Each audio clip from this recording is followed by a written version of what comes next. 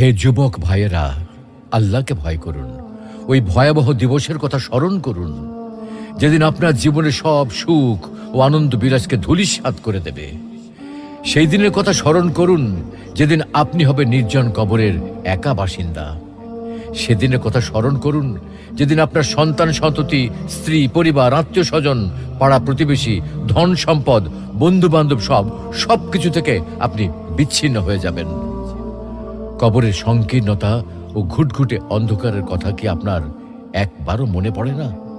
কবরের বিভীষিকাময় ও ভয়ঙ্কর অবস্থা কি আপনার স্মরণ হয় না? কবরের শাস্তির ভয় কি আপনার অন্তরাত্মা প্রকম্পিত হয় না?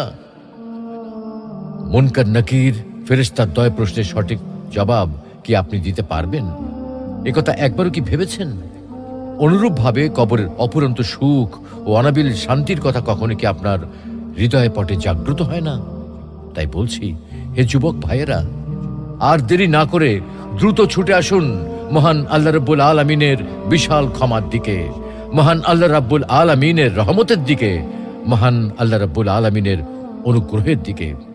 মহান আল্লাহ রাব্বুল আলামিন আপনাদেরকে বলছেন, তবু কি তারা